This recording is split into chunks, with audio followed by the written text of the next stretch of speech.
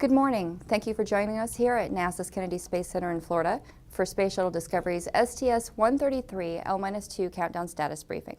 Joining me today is Steve Payne, NASA Test Director. Good morning. And Kathy Winters, Shuttle Weather Officer. Good morning.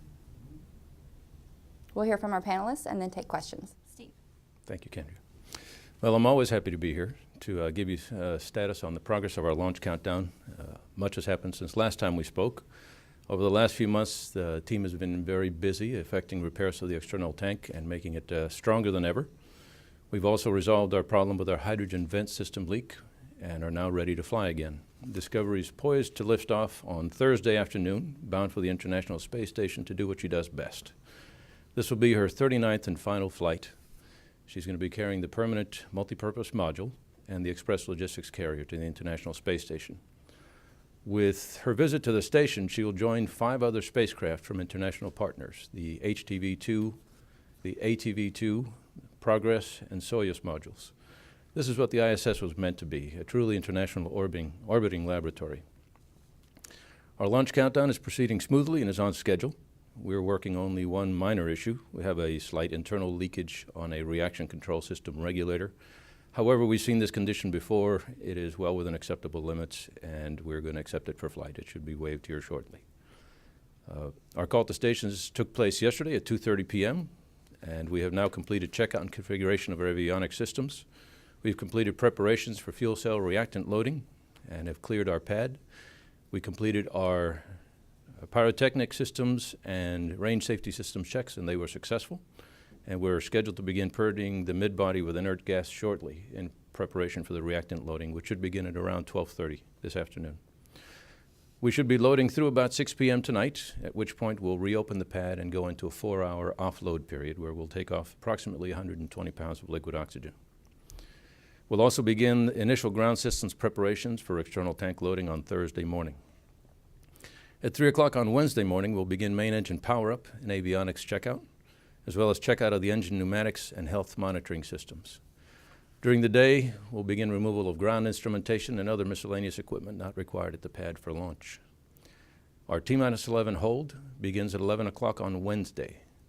During that time, we'll begin retracting access platforms, the engine support platforms, orbiter weather protection, conducting inspections of the external tank, and taking closeout photography.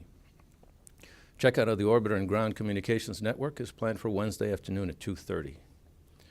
Our final flight crew equipment stowage begins at 4 o'clock on Wednesday afternoon, where they install the mid-deck experiments and other perishable items.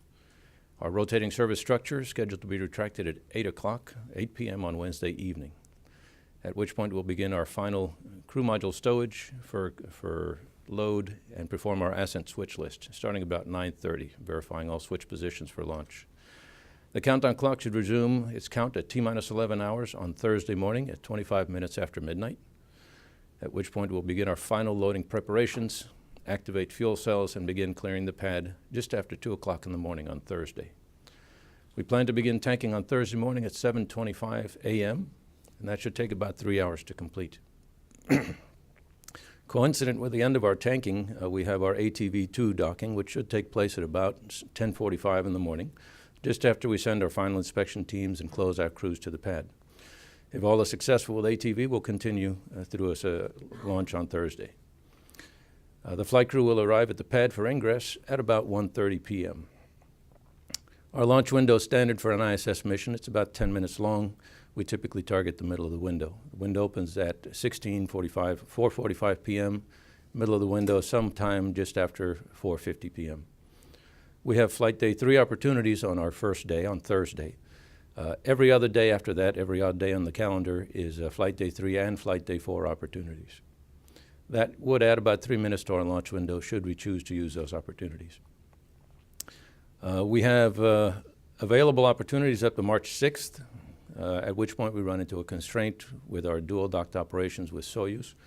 That may have some flexibility at it because we're considering an operation on orbit where we're going to go try to photograph all the vehicles out there at the same time, get a family picture and see some interesting imagery we've never seen at the space station before.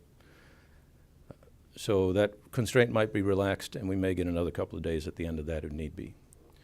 We have some range constraints. There are 2 other rockets that are going to be launching in near to us. There's the Atlas V, which launches March 4th, and there's range reconfiguration the day prior for that and the day after. There's also Delta IV, which launches on March 11th, and it has range reconfiguration days on either side as well. So we would get our first 3 attempts fairly easy. We could work on the 27th if we needed it. We'd have to negotiate with our other rockets on the range if we needed additional days. We have 3 in a row available if we needed to for the 24th, 5th, and 6th, and then we'd have to work each other option as it came. We have no beta angle concerns until April 7th, so that's not an issue for us. We have ample pad hold time with 8 days of liquid hydrogen and 9 days of liquid oxygen available to us. Because we have the offload, we don't have the 48-hour turnaround with top-off. We can just do a standard 48-hour turnaround. It should be an 11-day plus 1 contingency day. Should we choose to take the opportunity to do the fly-around with the Soyuz vehicle, that would add a plus 1 day to the mission, and it would give us some constraints on our launch day because of that. Our end of mission is currently planned for KSC at about 12:44 Eastern on Monday, March 7th. At the moment, everything's going well with the countdown. I can tell you my own opinion, but we all take immense pride in the work and the accomplishments of the team and of this vehicle, and we're all looking forward to a successful launch on Thursday. That's it. Thank you, Steve. Kathy? Well, weather does look very favorable for the next few days coming up into launch. We do have a high pressure ridge that's built in the upper levels over the Gulf of Mexico and Florida. With that, that's blocking a lot of the frontal boundaries that come in, and they just mainly stay to the north, and we may get the dry end of a front. For example, tomorrow, you won't really notice it too much. We'll get a dry frontal passage, and the winds will just shift around to the north. So overall, really no significant weather expected up through launch day.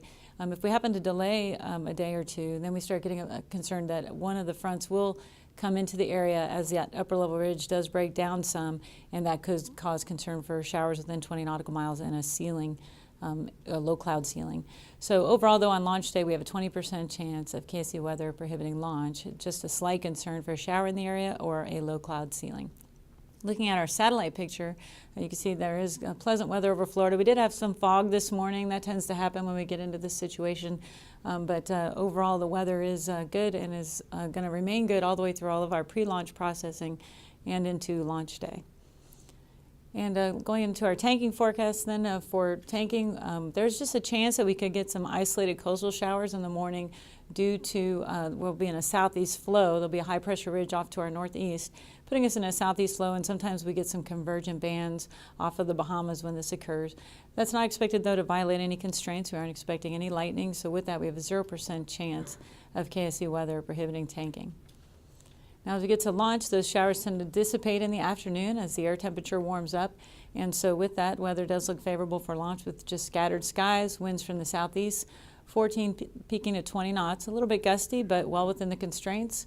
Going right up the runway also for our TLS there. Temperature around 73 degrees and just a 20% chance of KSC weather prohibiting launch. For SRB recovery, it's just going to be a little bit bumpy out there due to the winds being a little bit strong from the southeast, 12 gusting to 18 knots. So we do expect seas to be about 5 to 6 feet, but again, this is no constraint for SRB recovery. Space Flight Meteorology Group is forecasting some concerns at the abort landing sites in the U.S. We do have at Edwards Air Force Base winds expected to gust up to 30 knots. This is a head and tailwind constraint violation. Also a slight chance for showers within 30 nautical miles.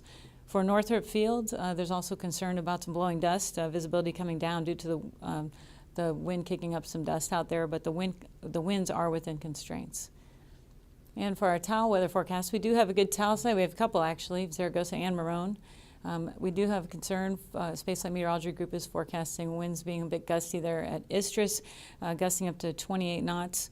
And with that, that is a headwind constraint of 27 knots.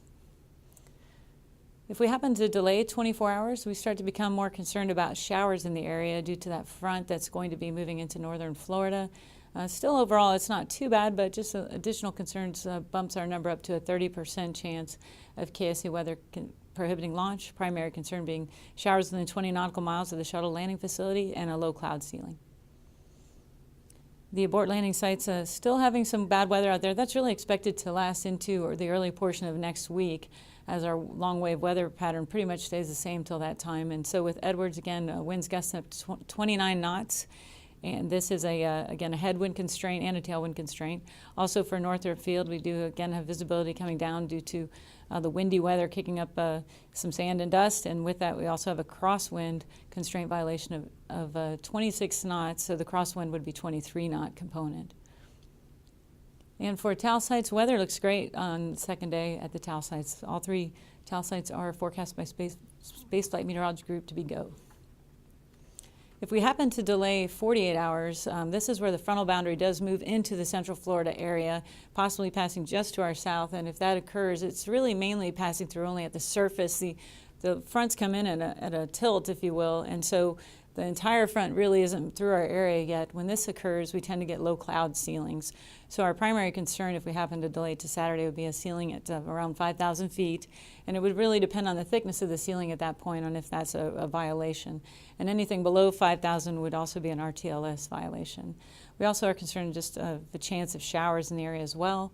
So with that, we did increase the probability on this day of KSC weather prohibiting launch to 40%. Space Flight Meteorology Group still forecasting pretty bad conditions out there at the abort landing sites out west, with a ceiling at Edwards at 4,000 feet. Still wind concerns and still concerns for showers within 30 nautical miles. And again, also at Northrop Field. Again, windy weather, violating constraints, and also the visibility coming down due to the sand and dust in the area.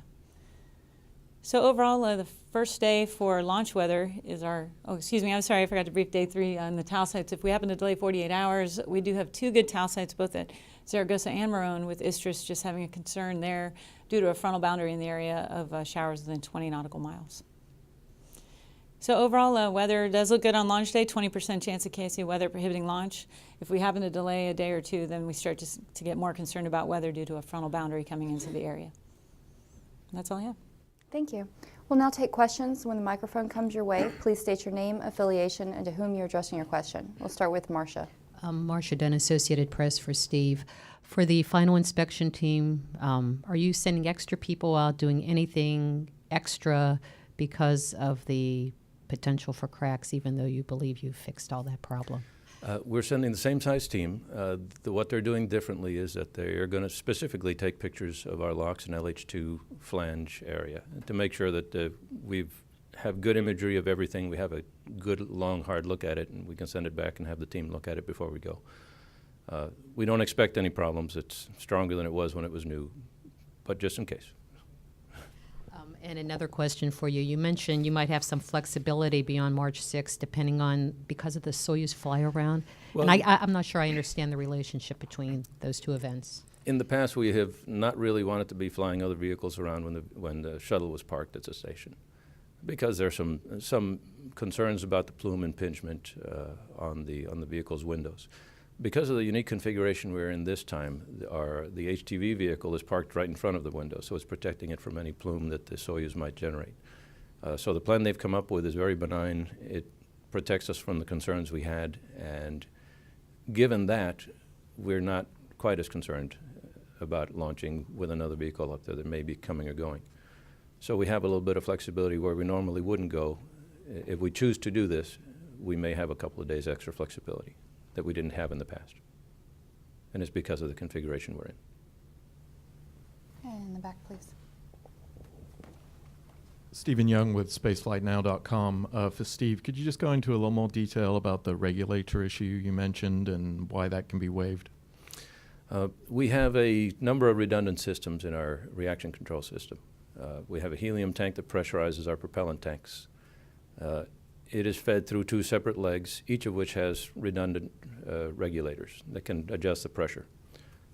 One regulator on one leg has got a slight leak, which means that instead of shutting off completely like it should, a slight amount of helium is going into the propellant tank and adding a little more pressure in there than we typically would like. What we generally do is just shut off that leg. We isolate it, and it doesn't leak anymore, and we're okay. There are a number, if we had further issues, there are further actions we could take if we needed to. But in this case, we've seen it before. It's because of the way we test our equipment at the launch pad. We do one in the orbiter processing facility where it operates just like it does on orbit, and it passed with flying colors. It always does that. At the pad, because of the way we pressurize our tanks and we approach the lockup pressure very gently, it doesn't always seat all the way. As soon as we light them up, the pressure increases and it seals. So it's not a problem once we're on orbit. Typically what we'll do is we'll just open it back up just before launch, and we're fine. And we had that back in STS-116 with a larger leak rate, and we accepted it because we had a workaround that was good. James. James Dean from Florida Today. Steve, could those CONUS sites keep you grounded if they're no-go on weather? No, the AOA sites, the abort once around sites, are deemed highly desirable but not mandatory. There are very few, very limited situations in which you would need them as mandatory, and they're generally for low inclination orbits. For a space station with very high inclination, it doesn't apply. So that one flight rule that could have possibly affected us does not apply in this case. So it's just highly desirable, but we have other alternatives. Okay, thanks. And I was just wondering if you had any sense of the kind of crowds that we're going to see and the interest in this being the last flight we expect of one of the orbiters. It's pretty good prime time sort of launch timing. What do you think kind of is going to be the scene in the community, and as well, Kathy, I don't know if you could sort of give a sense of if things hold up the way they look now, kind of what the crowds will get to see in terms of clouds or whatever. Yeah. I could tell you it's generated a lot of interest. The last few missions, people are starting to realize that they either see one now or they don't get to see one at all.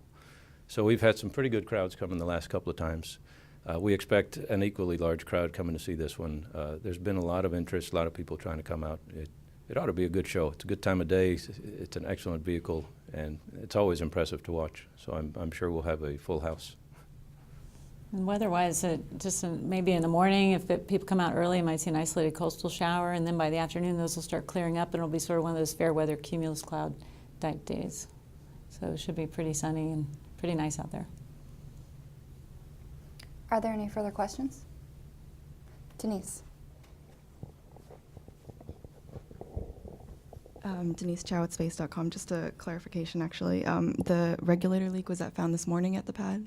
No, that was found on Sunday night, Monday morning, when we did our pressurization for our helium tanks. There was a very slight leak at that point. We've been watching it to see what it did, trying to isolate which one it was, and so we could shut down the appropriate leg. It just takes some time because it's very slight. And also, what's the crew up to today? Pardon? What is the crew up to today? I didn't look at the crew schedule. I'm not really sure at the moment, but we can get you that. Are there any other questions? James? Thanks again, James in Florida Today. Steve, it's been quite a while now since we had a launch, a couple attempts and tanking tests in between, but just wondered is there any sense of shaking off some rust among the launch teams, or is this just sort of feel like any other countdown? Well, we have, because it's been a while, we've done a lot of extra training over the summer and over the winter months. We've added a lot of launch countdown simulations so that the team can exercise and keep their skills sharp. So that we took that into account. So, from what I've seen, everybody's on the ball. We have our tanking test we did. We have our November launch attempt. So people have been doing countdown or countdown-like activities for the last few months anyway. And the first thing we did when we came back after the new year is go into a launch countdown simulation to make sure that everybody was up to speed. And we're pretty confident the team's ready. And finally, I just wondered if you could speak a little bit to the significance of the mission in terms of the payloads that you're bringing up and the PMM, and just how that's going to help posture the station long term. I don't have my payload guy here today, but he will be here tomorrow. In very broad terms, and since I'm not the payload person, the PMM is going to give us a whole lot more square footage out on station that we can use for storage and other needs as required. It's a good module that adds quite a bit of space, and the space is at a premium up there, so it's a good thing to have.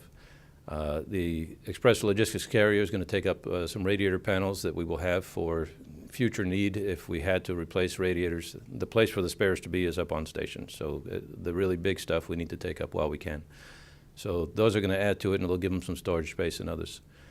Plus, there are a number of miscellaneous experiments that they're going to be taking up and down, bringing back, and some mid-deck experiments we're taking along the way.